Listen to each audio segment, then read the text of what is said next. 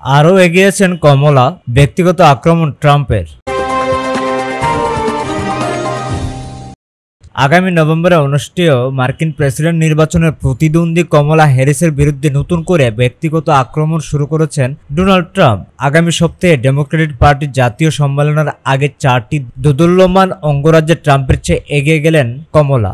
এই পরিস্থিতিতে Trump Pennsylvania এক নির্বাচনের সমাবেশে গত শনিবার কমলাকে আক্রমণ করেন বামপন্থী ও উন্মাদ বলে।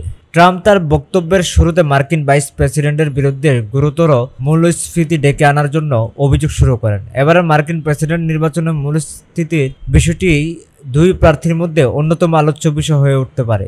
মূল্যস্ফীতি নিয়ে কথা শুরু করলেও দ্রুতই ট্রাম্প কমলা হ্যারিসের হাসি থেকে শুরু করে নানা বিষয় নিয়ে উপহাস শুরু করেন। এক পর্যায়ে তিনি টাইম সাময়িকীর প্রচ্ছদে হ্যারিসের ছবির সমালোচনা করেন। তিনি বলেন, কমলার চেয়ে প্রচ্ছদে তাকে বেশি সুন্দর দেখায়।